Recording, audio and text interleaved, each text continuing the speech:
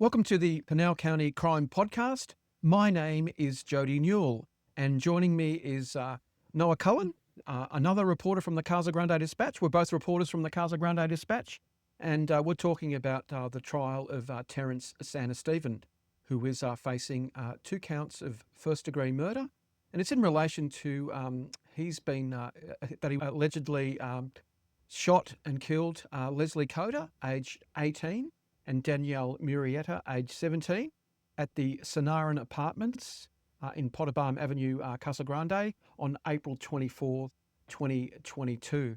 And the matter is currently being heard at the Pinal County Superior Court, which is being presided over by the Honourable Judge Daniel Washburn.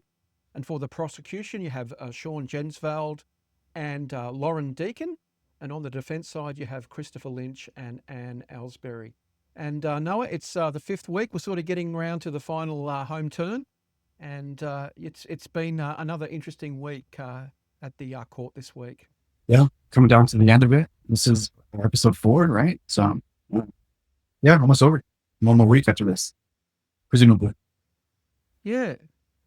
So what sort of jumped out with you for this week, Noah? What was sort of obviously the defence have started to bring in their witnesses now after the prosecution have had theirs. What was sort of the theme that you sort of picked up from this week?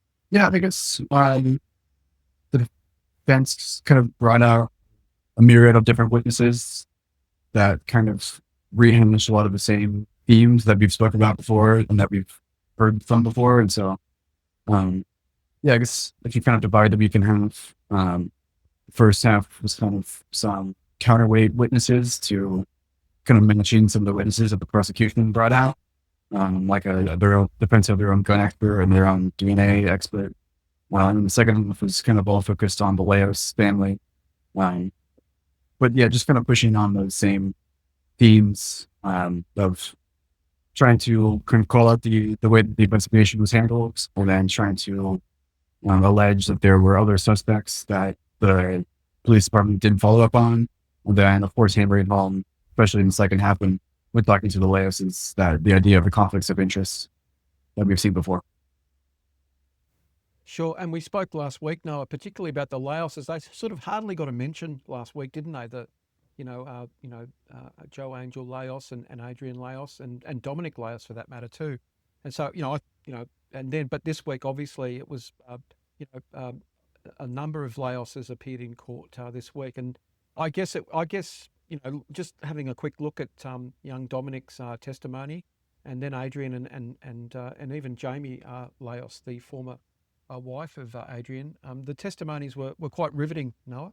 Yeah, a lot of background on the family and the kind of inner workings of their relationship and how they kind of became estranged, and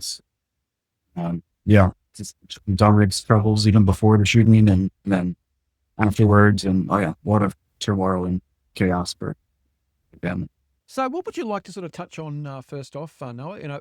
How did the week begin, and what sort of was the things that sort of jumped out to you this week, or something that happened early this week in the case? Well, I can mention a couple of witnesses I think that were worth speaking about in the first half. Well, like I said, the defense kind of brought out some kind of counterweight witnesses, they had their own gun expert, whose name was Lance Martini. And yeah, seems a similar thing happened with him, and they also had a DNA expert. Both of them even sort of acknowledged that they largely agreed with the reports that the prosecution was kind of witness hammered.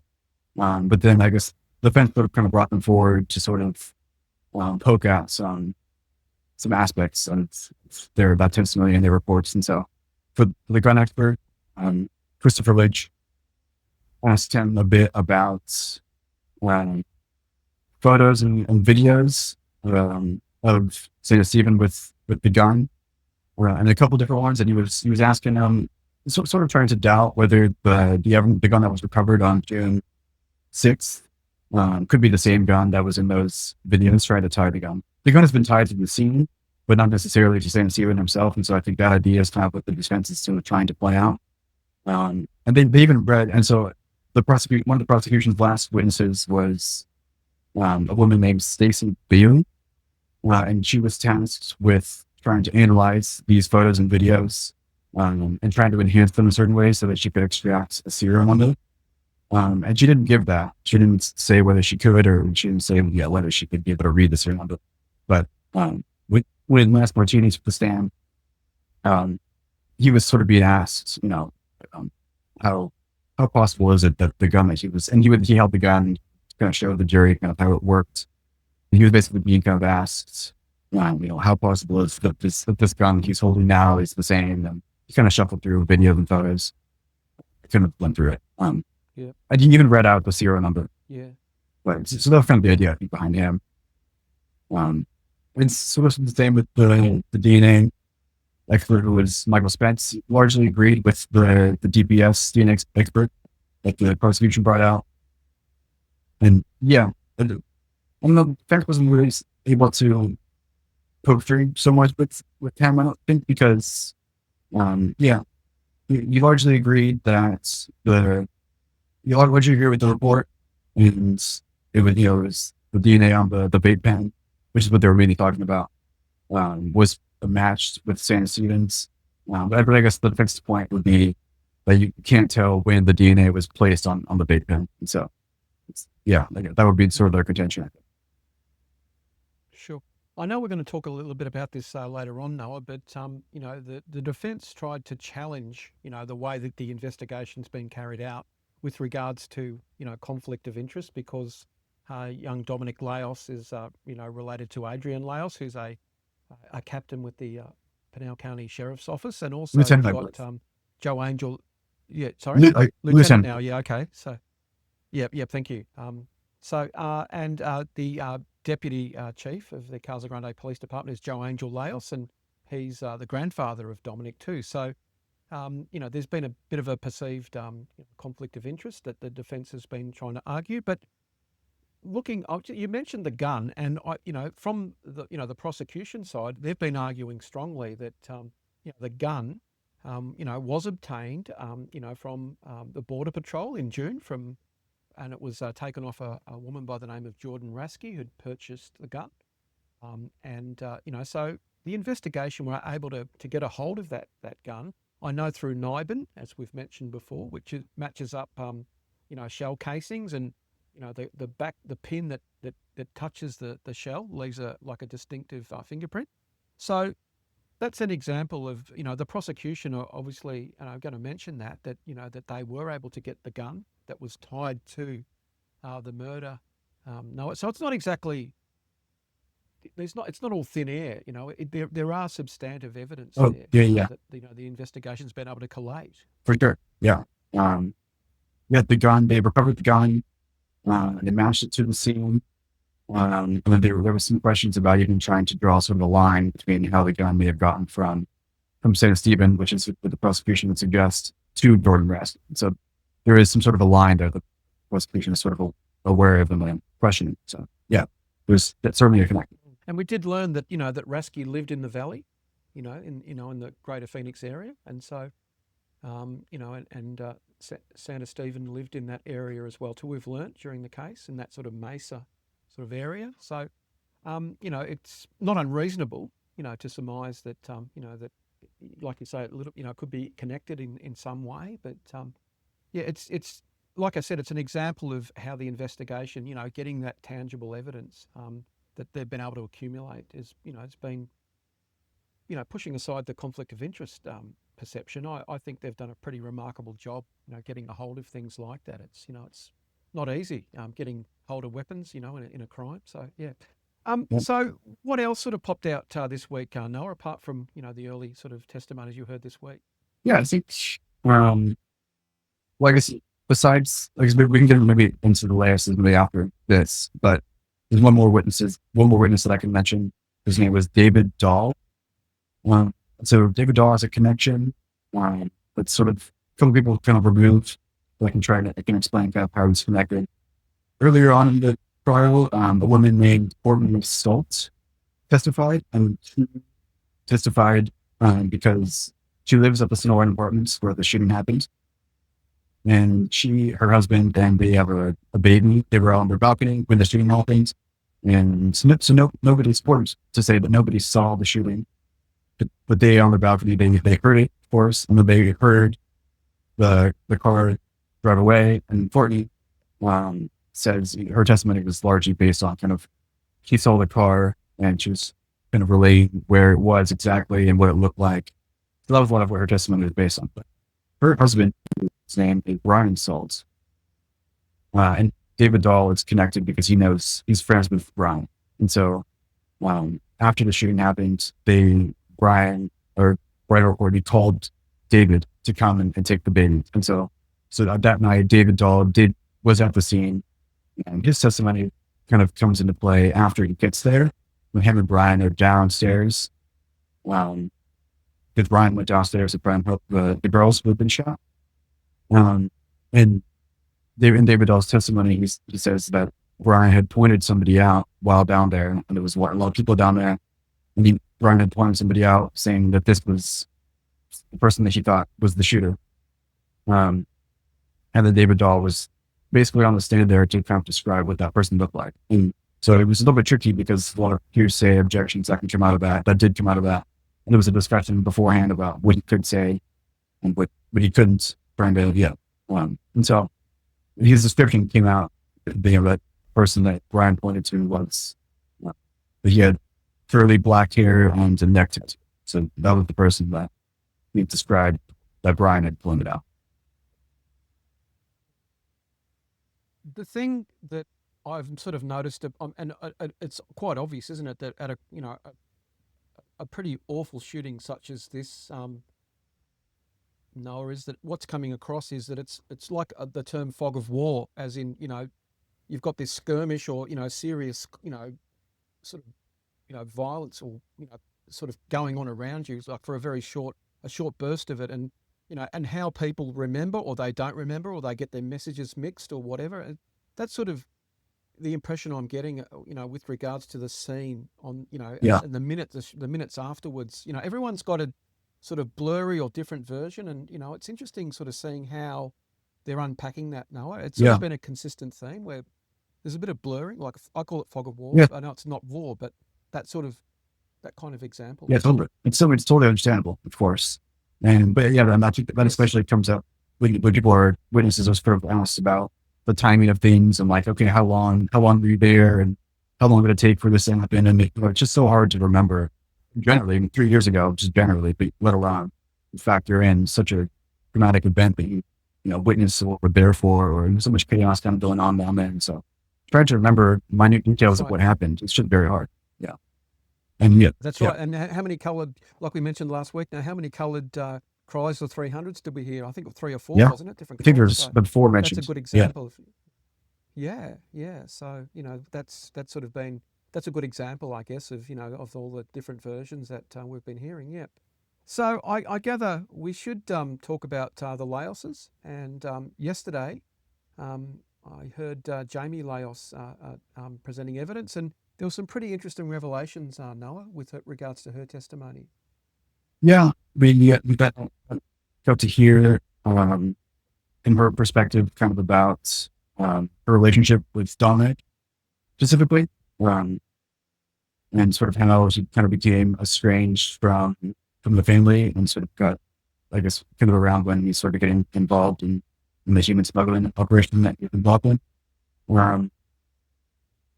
I think Adrian also sort of testified to this, and so based on both of their testimonies, and I guess Dominic had moved out in 2021 with a girlfriend, and then he said that even when he was on the stand, and he had said that he was sort of having some problems, had some drug problems even before and all of this. But also I think an important thing to say about Jamie's testimony was that she said that during this time when the family was sort of finding out through friends or other family members what Dominic may have been up to, she said that Adrian had, I think she said that Adrian reported it to Homeland Security, but then when Adrian was on the stand, he said that he actually reported it to the Pinal County anti-smuggling unit. So She may have been like confusion over where exactly he reported it, but he did call in his own son about what he was up to, what he thought he may have been up to. Yeah. I remember at the time, Noah, like when sort of details started to pop out about this case, I remember people sort of were saying, well, if they knew that their son was up to no good, then why didn't they report to authorities? It wasn't very clear at the time 3 years ago, Noah, but I remember that was the sort of discussion around town, was that people were saying, well, why didn't they, in Australia we use the word dob in, why didn't they, tell the police that their boy was up to no good? And listening to Jamie yesterday and Adrian, they did report his undertakings with regards to people smuggling to the authorities, and that obviously subsequently led to a custodial sentence for young Laos. Yeah. Well, I think it came up again a little. I know we're kind of jumping around, but when Joe Angel Laos is on the stand a little Sure. bit later after that, he was sort of asked kind of similar questions, and then his sort of response to that was that he didn't really have concrete evidence that Dominic was involved in these things. He had just sort of heard from friends and family that he was, and so that's also kind of a factor. I mean, Adrian did call in saying that this to sort of look into this, so that this is sort of what he's hearing. But yeah, they didn't necessarily have they didn't see Dominic doing this, and they don't have direct communications. They don't have concrete evidence, so it's just kind of a hard situation. And it's quite apparent from the evidence given by all of the Laoses that young Dominic was estranged from his family, and I know we've mentioned it in the podcast when he was on the witness stand a couple of weeks ago, talking about his involvement with visiting some pretty likely types in Mexico, and said that they were more sort of important to him than his family. So the theme of estrangement was still apparent and discussed by the parents of Dominic today. Adrian, Jamie, Angel, they all mentioned that. They all touched on that. I think they saw him at Christmas time, I think 2021 or 2022, and they basically said to him, lift your game, like, what are you doing? So you get the idea that they tried really hard to, try and, speak to this kid, but he's a young man, and, young people, they, when they get to a certain adult age, they decide that they know everything and they want to do things. And, it's that sort of theme of trying to, get through to him. It just went through one ear and out the other. No. Yeah. I think that's what it appears to be anyway. Yeah. I think you mentioned a kind of a tough love kind of thing. I think it seems to be that they were like, hey, you would change your ways, and we're not gonna kind of keep a distance until you do. So it kind of seems to be kind of what it was like. Why didn't you call the feds? You know about the Homeland Security investigators, don't you? I do, and they were called. Pardon me? I do, and they were called. So you didn't call them, right? No, I did not. Okay. And how do you know that someone else called them? Because my ex-husband called him several times. When did your ex-husband call them? And by the way, were you there when he called? One time, yes. Okay. So you experienced the phone call, is that correct? I don't know who he was talking to, but he was talking to somebody. I'm not quite sure who was on the other end, but it was reporting my son for human smuggling. Okay, when? When did Adrian Laos call the feds and report your son as being involved in human smuggling? What's your understanding of when that happened? Probably during the summer. So that's a probably. Do you have a recollection of when that happened? I do not recall. Okay. Would you like to talk about Adrian Laos' testimony today? Would you? Yeah, sure. Like to do that? Sure. Well, Okay. so yeah, so Adrian was there the night of the shooting. Once he heard about what had happened, he was there. I was gonna say he responded, but he was not in a law enforcement capacity, and so that I think is the crux of his testimony. And he said many times that he was there just as a father, just being there for his son. And even, just like we had just said prior to this, he didn't have constant communication with his son, but he had heard this had happened, and of course, and he's a father, so he's got to go and make sure that his son's okay.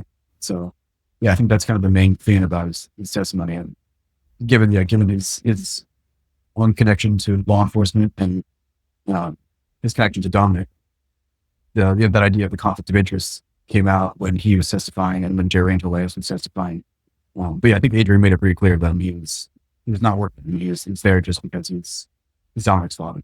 He was a father, yeah, and it's quite clear. He's being very sincere about that he was there. That's the sort of impression I got from his testimony today, that he was being extremely sincere about that he was there for his boy regardless of what he was up to. It's the old saying, blood's thicker than water, and he was there for the young lad who was extremely distraught. I mean, we've heard, both you and I, we've heard Dominic, minutes after, then he's just he's quite traumatized and in a really, really bad way. And obviously, his father was there to try and offer some comfort. The other thing too that Adrian mentioned was that Jose Nunez was trying to talk to young Dominic, but Adrian, who'd never met Jose, said, "Could you just please go away and leave my boy alone?" He warned him off. He pointed at him and said, "Go away. I'm just here with my son. Just go away," or something along those lines. No? Yeah, it seemed to sort of contradict a little bit about what Jose said in testified. If I remember correctly, and you can see if we can get this right, but if I remember correctly, Jose seemed to make the interaction between the two of them seem a little more confrontational than how Adrian made it out to seem. I think Jose said that.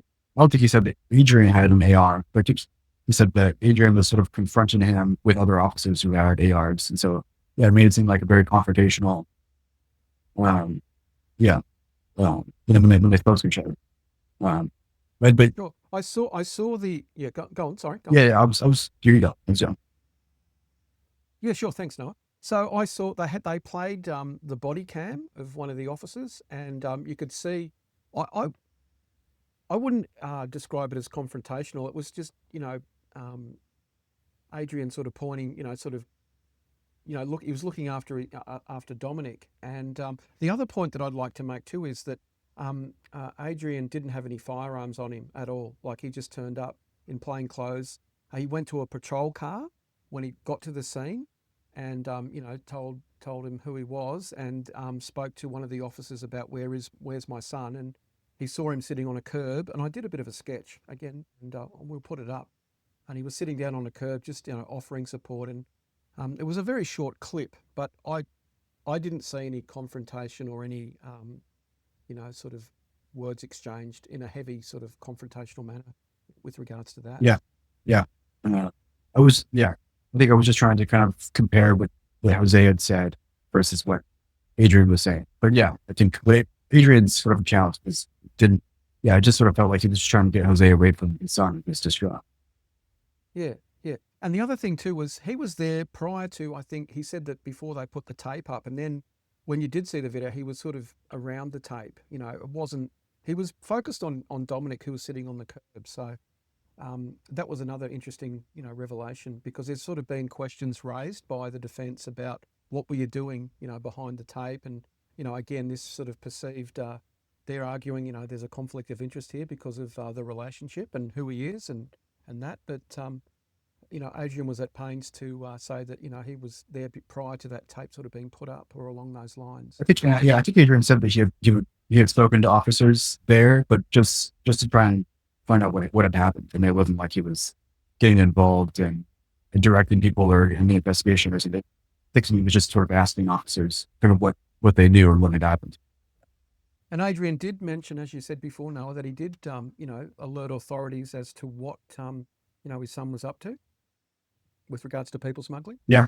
Like, again, I think that kind of, goes along with this conflict of interest point that we're kind of talking about. Is that, he did, take an active step to try and alert law enforcement about what he thought. He didn't necessarily know, but what he thought Dominic may have been up to.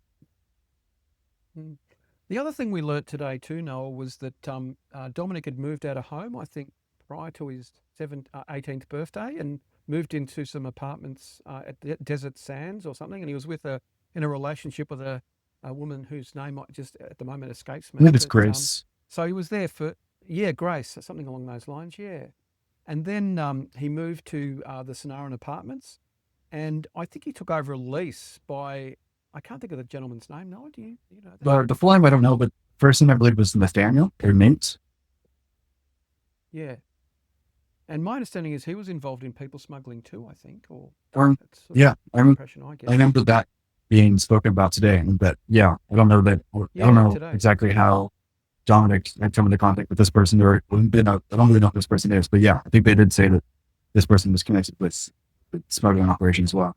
Yeah, so he moved to Dominic moved into the Sonoran Apartments, and we all know that Kyle Curtis and Tyler Shepherd were living there as well too, and so it was just interesting, sort of hearing the backstory of how Dominic had moved away from home, clearly estranged from his family. I mean, leaving before you're 18 and moving into apartments, so the relationship doesn't seem like it was very, very good, and so that was another bit of interesting bit of evidence that was discussed today, Noah. Yeah. I think going back to what something that Jamie had said, kind of another main point I think about what she had said during her testimony was, it's in prior interviews with police, she had kind of given some information and names as to who she thought may have been the person who did this. And so some of the names that were given was Roy Gutierrez, who we've heard from Lunch a couple times, her name we've heard from Lunch a couple times, Alex Pena, and that Jose Nunez too. I think there were other names as well, but those are ones that I've heard multiple times kind of throughout the course of this. And so I think that was some the interest as to why the defense wanted to hear from Jamie was because she had sort of given police some other names that could have been other possible suspects. Well, and then also I think those names, I think Jamie was aware of those names because they were connected to Dominic in this prior shooting that she talked a little bit about, that I think happened in like October of 2021. So before this happened, there's prior shooting that banner happened around at night. With Alex Pena, yeah. Yeah, exactly. Yeah. I think it was in Alex Pena's car. Wow. And I think, maybe some of the questioning was trying to draw a line between any sort of leftover hostility between that shooting and this one. But with Dominic, so Jamie kind of gave those names, and then Dominic was on the stand, who was sort of asked about those names and about that night. And Alex Pena was a friend of his, and they were both in his car when the shooting happened. Alex Pena actually got shot, apparently, was what Dominic had said. But then Dominic, kind of assured that had sort of been resolved, that the two groups of people, I guess, that the shooting was a misunderstanding was what he said, and that sort of been resolved afterwards. Yep. And I understand it happened at a desert party or something too. I think Yeah. that's what they mentioned today. Yeah. The skirmish happened at a desert party. I wonder where that was held at. That's an interesting thing, an interesting way for people to have let their hair down. Yeah. Desert party. And once you'd found out kind of the general outline of what had happened, what did you do next? So then we went to a step back. I think they put the crime scene tape up now. I stayed on the outer perimeter outside of the crime tape, and I went to my son. And where did you find him? He was on the ground on the sidewalk. Okay. Was he inside the perimeter or outside? He was outside. So was it that first perimeter that was just kind of around the cars and the in that area? No, if I recall, they had the inner perimeter where the yellow tape was when they put it up finally. He was on the sidewalk. Wherever the sidewalk was, where the scene was, he was on that sidewalk. Okay. And how long did you stay with your son? Well, I was there maybe 45 minutes to an hour until they took him to the PD. Now, at some point, did you run across a guy named Jose Nunez? I ran across a Hispanic kid who I didn't know his name was at the time, which I later found out it was Jose. Yes, I ran across him at the scene. Now, when you and Mr. Lynch talked earlier, you mentioned that you were trying to keep him away from Dominic. Is that correct? Correct. He was lingering around the area and he was trying to talk to Dominic. Dominic was very distraught. And I didn't know who this kid was, so I told him to go away.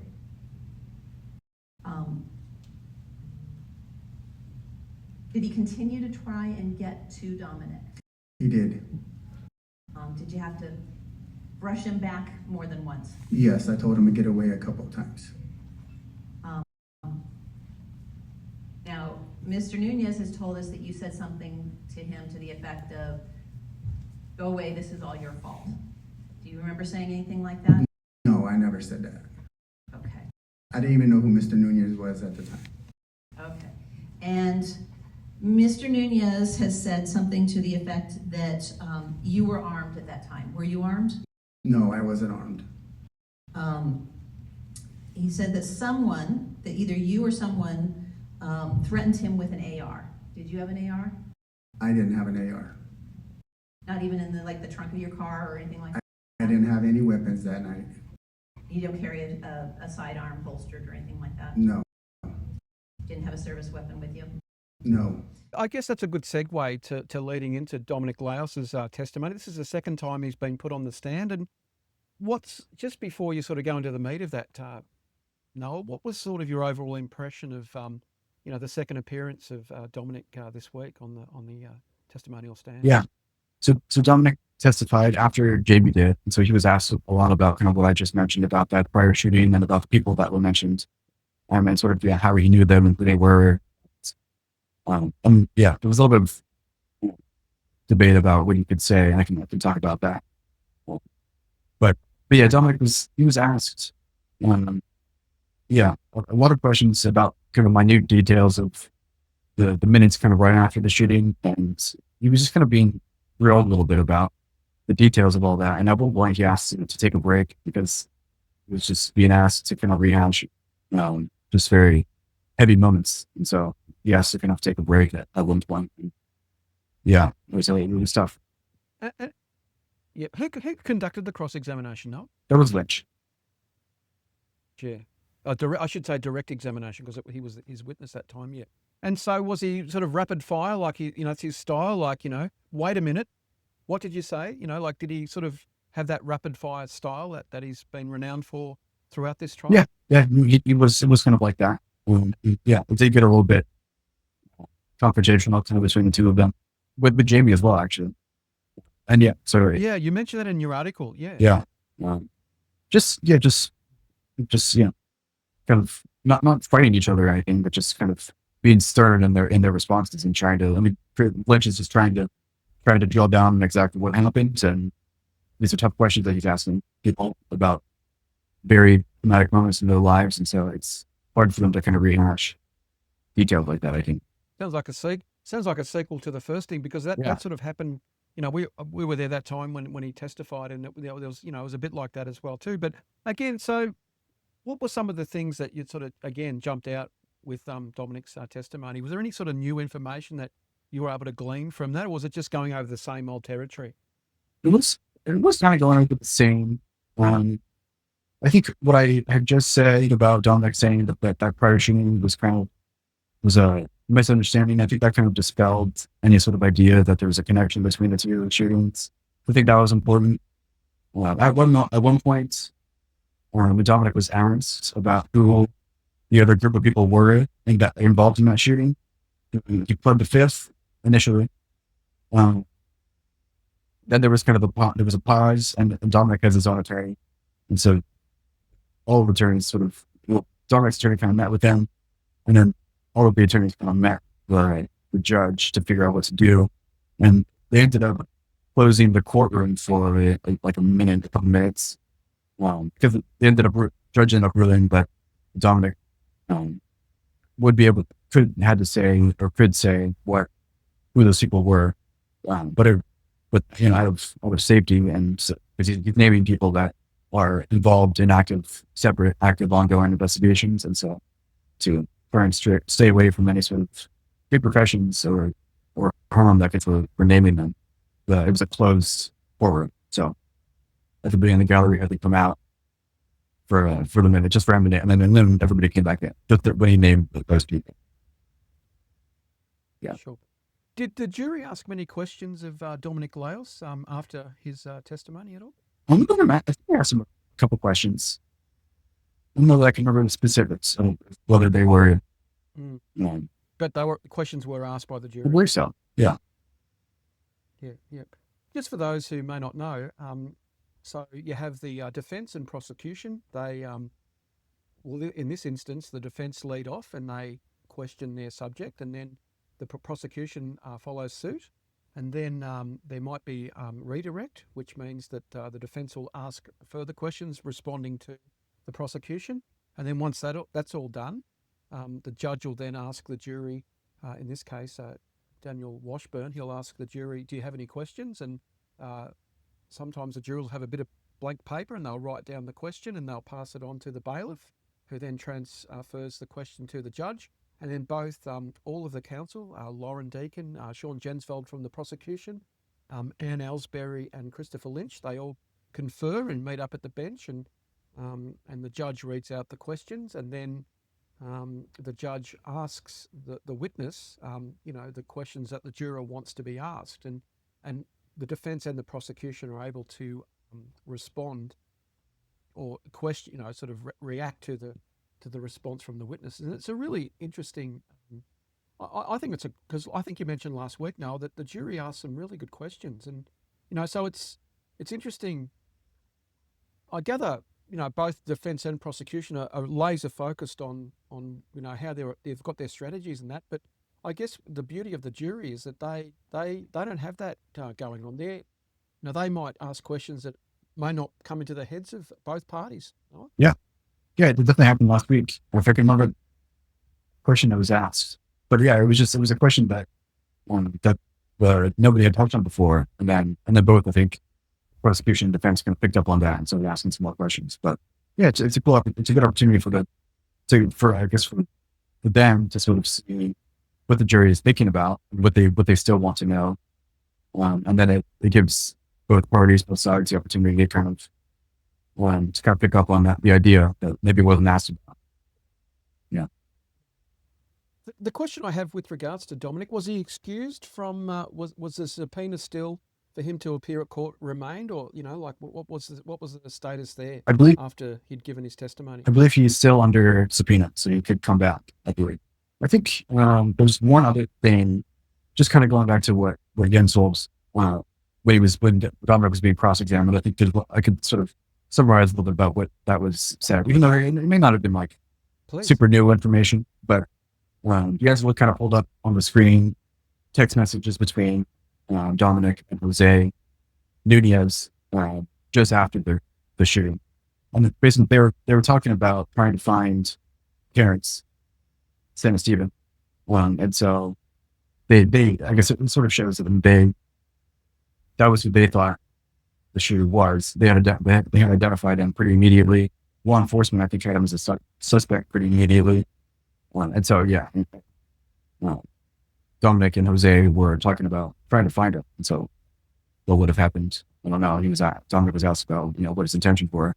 So he was trying to find him. But so that was kind of what he was being prosecuted, was just to kind of focus back on Terrance being the suspect.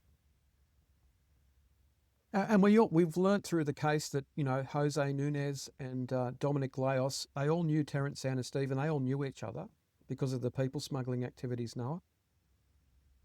Yep. They all knew each other. Dominic, even though it was, I guess, sort of a pretense to this, or what was thought was that Dominic owed Santistevan $1,400. Dominic, I believe, both times he testified out and said that it was actually $500 that he owed Santistevan. And then Dominic said that he owed Jose Nunez $1,500. But he said that it wasn't a problem between him and Nunez. That they were kind of cool and they were friends. Even though he owed him that much money, it wasn't a problem between them. And the prosecution are arguing that, they've mentioned the term $14,000, and it was, if you want, they've got to, I guess, say, talk about motivation, and that they're of the belief or of the opinion that that was one of the motivating factors behind why they allege that Terrance Santistevan, they allege, carried out the crime because of that issue of being owed a lot of money. One of the things that we saw last week, Noah, in one of the social media posts, and we don't know who it is, that could be tied to, but the allegation from the prosecution is that there's a lot of money in the photos, wasn't there? There was a lot of cash, that was being held. So and when you hear about people smuggling as it being a lucrative business for a lot of young people, there is a lot of money involved in people smuggling, Noah. Yeah. Dominic was asked a little bit about A lot of cash. yeah, about, and I guess his parents were also sort of asked about, like whether they knew he had a job, and they were asked about, like, he just bought like a new car. How do you think he's getting his money? They asked Dominic about, how much money he was making. I don't think he gave straight answers to that. I believe a juror actually, going back to, we were talking about juror questions. I believe a juror actually asked Dominic how much money he spent on his car. And also about what like sort of improvements or attachments he had put on. So that was a juror question that somebody had asked him. But yeah. Yep. Yeah. And when you say jury asked, Dominic, the jury asks through the judge, and the judge asks the question on behalf of the jury. Yeah, so, that's right. Yeah. The other thing that sort of jumped out too, and a lot of people talk about Casa Grande as being a small town, and it really, during Adrian Laos's testimony, he said that he found out, the word was going around town that your boy's up to no good. Like that was the allegations, and even Joe Angel Laos spoke about it today. That around the Casa Grande scene, people do know about what's going on. I mean, word travels fast in this city, and I think Cole Curtis touched on it about a certain car and stuff that they knew that Jose had a new car, and everyone knows when they're going up and down Florence Boulevard or whatever that it's that kind of city. Even though we've had an influx of new population and new development, Noah, there is it is still a small town, and people, the word gets around this city very quickly. Yeah. Somebody knows. There's got to be somebody that knows something, and so yeah, word does travel fast. So the lead detective was Teresa Ellsworth. She was in charge of the investigation. She never contacted you, did she? I can't recall. I don't think she did. No. Not a common name. You don't remember ever talking to her and answering questions that she might have about people who might have done this to you. Isn't that true? I only recall talking to male investigators, detectives. Just males.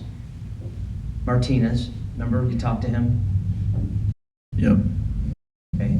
And Miller, while you were incarcerated, right? Yep. Okay. But not until you were incarcerated.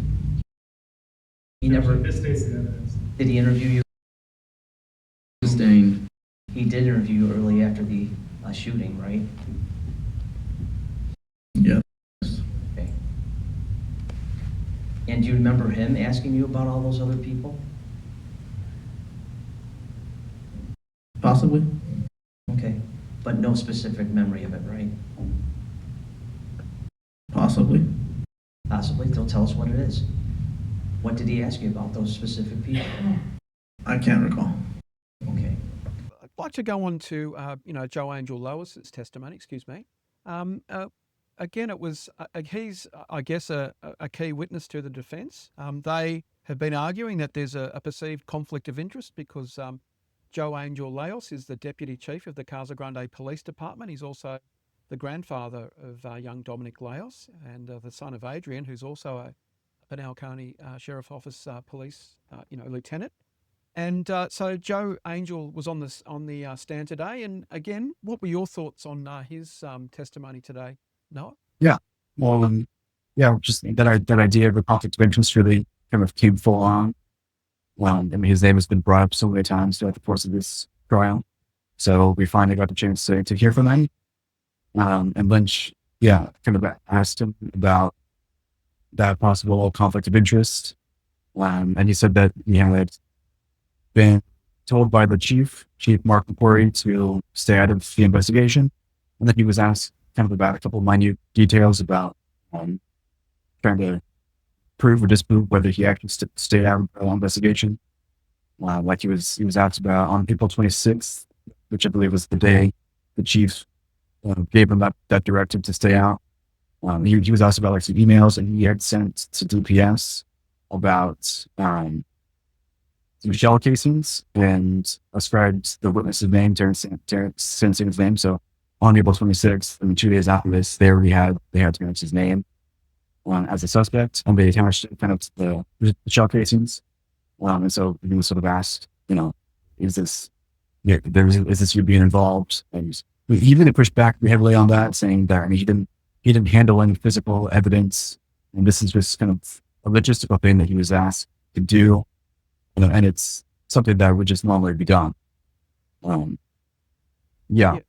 He also touched, this is getting the ballistics to the DPS, and he actually said that, they've got to basically elbow their way to get, attention on this because, it was a high priority case. It was a double murder. But as Angel, I can recall arguing or testifying today, is that he was saying that, there are other cases as well too in Phoenix and Tucson. And I know Phoenix says, you see on TV, there's a murder just about nearly every day, unfortunately, sadly.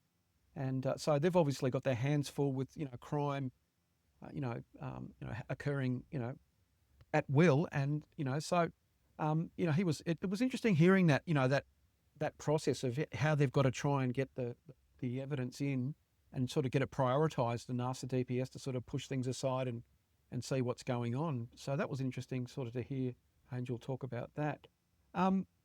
Again, he sort of, the recurring theme was, he had an idea. He heard it also, the local scuzzlebutt that his grandson was up to no good. He heard about it, but he said he didn't know whether it was true or not. That was another interesting, being a police officer, that's what you do. You sort of wait until there's a little bit more, meat behind that allegation. So it was just interesting hearing him, sort of describe learning about Dominic's involvement with people smuggling. Yeah. Yeah, and she was the one who sort of said that even though he had heard about it from friends and family, and he sort of know, he didn't have concrete evidence to say whether for sure whether Dominic was involved in that. But even when he sort of was vaguely aware about what Dominic was up to, he directed a detective, Alex Teitelbaum, who we heard from earlier. I think this reason why Teitelbaum testified was because Danielle Laos had asked him to sort of look into Dominic kind of during that time before the shooting, during that time when he was sort of vaguely aware or under the assumption that Dominic may have been involved in smuggling. So he had asked, sort of like Adrian, and that Adrian called the anti-smuggling unit and told them about what he thought. Jerry Julios kind of did a similar thing in that he told or asked a detective to sort of look into Dominic to see what he could find to sort of verify whether his claims were true. So it sounds like there were signs that led you to believe as time went on that your grandson was involved in human smuggling. Would you agree? That's correct. He wasn't working a 9-to-5 job. True? That's what I was told, yes. Pardon me? I wasn't aware of him working a 9-to-5 job. Yeah. He had been working at Buffalo Wild Wings and as a construction worker, wasn't he? That's the last I heard, yes. Yeah. Okay. And then he left that job and he was unemployed as it relates to any respectable 9-to-5 type job. True? That I understand, yes. But again, after July of 21, we lost all contact with him. I would not hear from him for 3-4 months at a time what he was doing. I don't know if that was on purpose, but there would be spans of time that I don't know where he was at. I don't know where he was living, what he was doing. Again, he was told not to come around. So if he was working, I didn't know about it. Fair enough. But you did know from talking with your son that Dominic was involved in criminal activity, didn't you? Could be. Could be, okay. And your son was in contact with his ex-wife, your daughter-in-law, Jamie Laos. You knew that, regularly talking about Dominic Laos. You knew that, right? I don't know if it was regularly. I know they would talk. I just don't know what that relationships of how many times they were talking. Well, let me ask you this.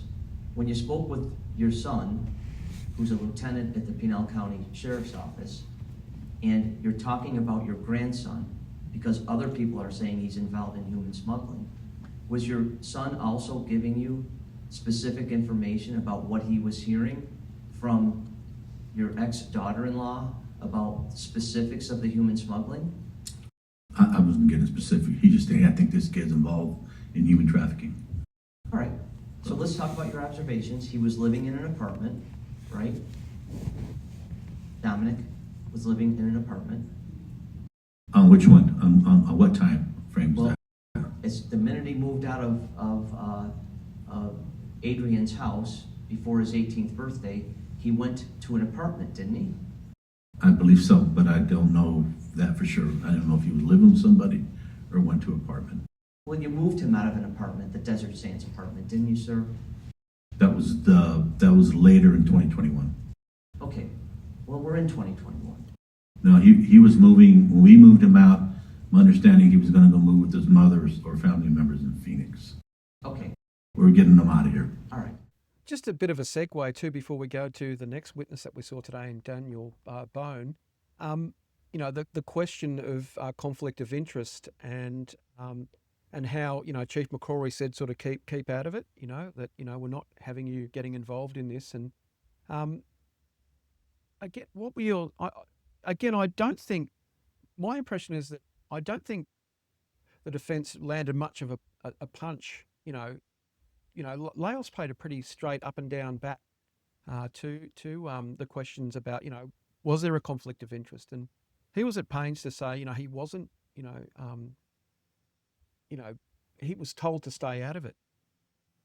Yeah. Well, yeah, I think when it comes to sort of how the investigation was handled, I mean, there have been a couple of detectives, Ellsworth being the most prominent, you know, sort of acknowledged that they had made mistakes and that, you know, some parts of the investigation did not go smoothly. But the department did sort of correct itself, and Tara Miller became the lead detective. And then Ellsworth was testifying. She was asked whether Joe Angel Laos, she was asked to confirm whether Joe Angel Laos had asked her about the investigation, which Brian Ramirez said that if that had happened, it would have been crossing the line and it would have been disobeying that directive from the chief. And Ellsworth did say that Joe Angel Laos had asked me about the investigation. And so then when Joe Angel Laos was on the stand today, he was asked about that.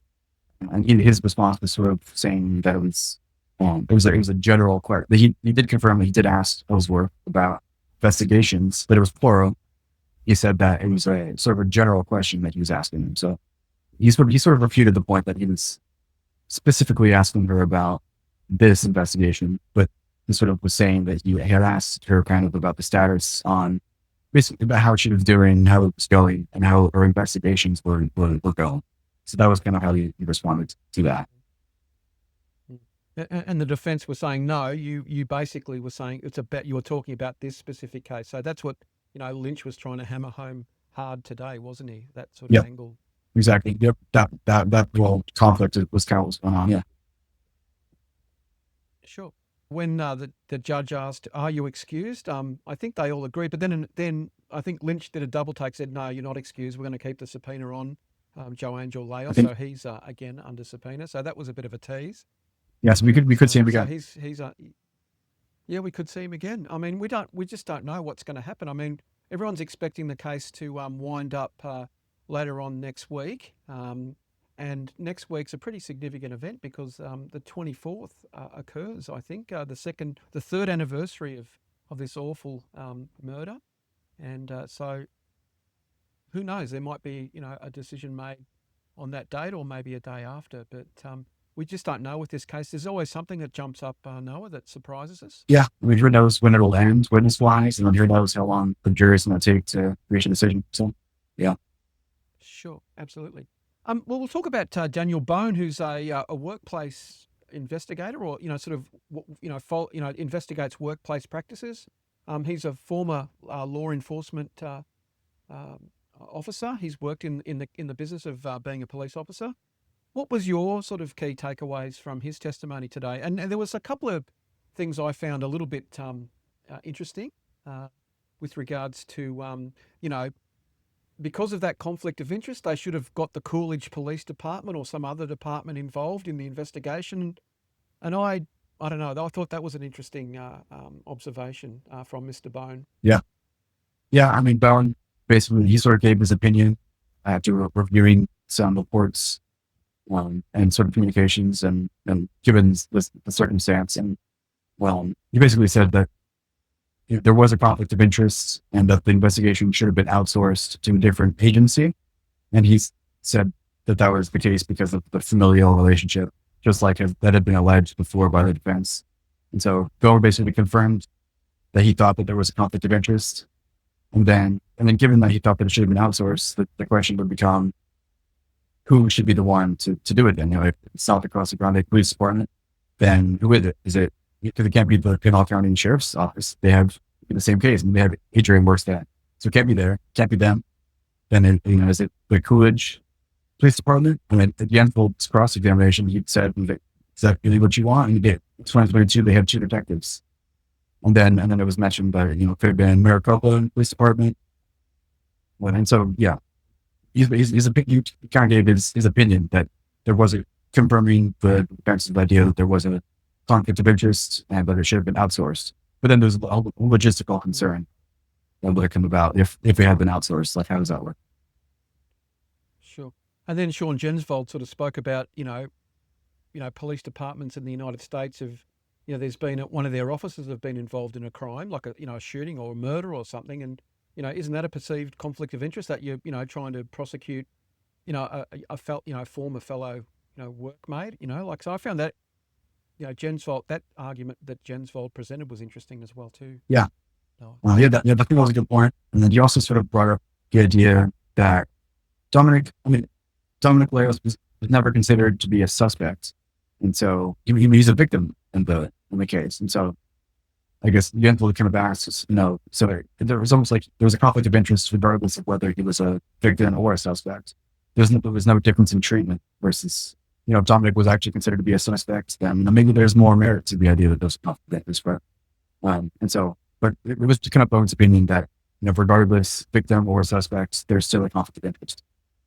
Was sort of his point. So Bone wrapped up his, testimony, and then we went to Casa Grande Police Sergeant by the name of Mark McCabe. And if you're listening, Mark, if you ever lose your job being a police officer, I think there's a future in reading audiobooks, mate, because, he was asked by Christopher Lynch to read some of his, reports and that, and he had a great voice. I was just sort of thinking he'd be a great audiobook. No, it's been a tough day, mate. We've got to laugh at some things, and we're not trying to belittle. Believe me, we're not trying to belittle the seriousness of this case, but we've got to laugh sometimes. It's been one of those days that maybe one day we can talk about, but we'll sort of leave that for another day. But Mark McCabe, his testimony, he was grilled by Christopher Lynch about the practices that were going on, and a lot of his responses to Lynch, he agreed with Lynch, saying we could have done better. We didn't do this. We didn't do that. It reminded me a lot of how Tisa Ellsworth owned her shortcomings as well too, with regards to this case. Yeah. I had to write the story that was published. Well, it will be published tomorrow, so I didn't actually get to hear him again. I wish I heard the books. Well, we'll have a sound grab so people can make up their own minds what they think of Sergeant McCabe's dulcet tones. But it sort of went along the lines, like I said, of Tisa Ellsworth, in that he was quite frank in his response to Lynch's questions, and interestingly enough, the jury did not ask any questions after McCabe had finished his testimony. And so he finished that up, and and it ended at an intriguing week and an intriguing day. So what I want you to do is to read from a document that's now been admitted. So please tell us exactly what you said. Okay. That document. Email requests were made from the prosecutors directly to Detective Ellsworth and Detective Miller for status of follow-up still needed. These items were not being addressed, so on 6/14/23, Detective Miller drafted an email with a list of items that needed to be done for the case. Prosecutors asked for an update on those items on July 13th, 2023. Pretty straightforward. Let's go to the next bullet. Yes, sir. Jensfold, Attorney Jensfold, sent me copies of his emails regarding the case. Within the thread, when notification of the suspect weapon recovery occurred, then Lieutenant Ramirez was included in the email chain. And on June 15th, June 15th, 2022, he requested that follow-up needed to be handled aggressively. Pretty straightforward again. Yes. Gun recovered, and Ramirez says, handle follow-up on the gun aggressively, correct? Yes, sir. Let's go to the next one. On June 28, 2023, the defense came to view the suspect vehicle. In the process of viewing the suspect vehicle, prosecutors pointed out that a Taco Bell soda cup and straw was in the center console. Detective Miller recognized that may be crucial evidence as to who committed the homicide, as the suspect went to Taco Bell shortly before the homicide occurred. Receipt found in the car and video from Walmart. Detective Miller asked Detective Ellsworth if that cup had been processed initially when she recovered the vehicle. And Detective Ellsworth advised it was not done. Part of the list above is to obtain a search warrant again for the vehicle and collect the cup and straw for DNA analysis in comparison to Terrance's DNA. We're getting closer to, final statements and that. I know Sean Jensfold, I think, has got another, witness on Tuesday, Noah. But the other thing I must mention too, that you might have not seen in the closing minutes of today's trial, was that Terrance Santistevan was asked by the judge, do you wish to testify? And he said, no, I do not, Your Honour. So he won't be testifying. And so he's keeping, he's not saying anything. The only words we heard today was, no, I won't be testifying. So that was, interesting to sort of see that. And like I said, we move on to next week. And so what are you expecting, Noah? Well, If you can call it that. I mean, we don't know what's going to happen. yeah, I guess next week, it could be the last week. It could not be. Seems like defense has some more witnesses to kind of finish out. And then it seems like prosecution will call one or more rebuttal witnesses, whoever they want, however they want to counter to the defense's case. And so that's kind of what we're going to see, I think. How long each of those people takes, don't know. And then we'll have closing arguments that could happen this week. If it does, then after that, the jury will take all the time they need to decide. So a couple more things that have to happen. Well, I think that's about it for episode 4 of the Pinal County Crime Podcast, the trial of Terrance Santistevan. Noah, where can people find your articles on pinalcentral.com? Oh yeah, Pinal Central, Casa Grande Dispatch. I've been writing 2 a week. Then me and Jodie, we do this podcast every Friday. Yep, and if you want to read my articles, you can go to the Casa Grande Dispatch. I think I wrote an article the other day about the Casa Grande City Council's budget briefing. It's really strictly for geeks, Noah, but I love that. I love learning about the budget. It's a bit like looking under the hood and learning about what the city's up to. And it sounds like, it's pretty much same old. They're in good shape, and they're proceeding with a lot of upgrades and improvements on the city infrastructure. And if you want to find out what's going on, then go on to Pinal Central and the Casa Grande Dispatch, and you'll find out all the latest news. And as you say, Noah, we're on the podcast and people are listening. And I'd like to say this, we always say if we get something wrong, we'll try and correct it in that. I politely asked Defence Counsel Anne Ellsbury about the spelling of her name, and it's with 1 L, not 2 L's, as we saw on the some of the legal documents, Noah. So it's Ellsbury with a single L. And I managed to just briefly say g'day to Lauren Deakin, and it's Deakin, Noah. I think you spelled it at C-O-N, and I was did. right last week, mate. I did, So, yeah. Yeah. So it was nice to be able to say that, to both councillors. They're doing a tremendous job. I've got to say that both Anne and Lauren are doing a great job for both of their parties. So have to say that. And so that was good to see that. I won't be there next week. Now, I'm actually going to be seeing Craftwork in somewhere in the United States next week. So, but I will be paying close attention to the case. I'll be listening to it, and we'll still be doing the podcast. And so I'd be interested to see how next week rolls. And like I said, don't forget to tune into our podcast here on pinalcentral.com. And it's been an absolute joy to talk to you, Noah, on a really tough week, a busy week. And we'll see you guys next week. My name's Jodie Newell. He's Noah Cullen. And we'll catch you next week. Thank you so much for watching. Thank you. And thank you so much for listening.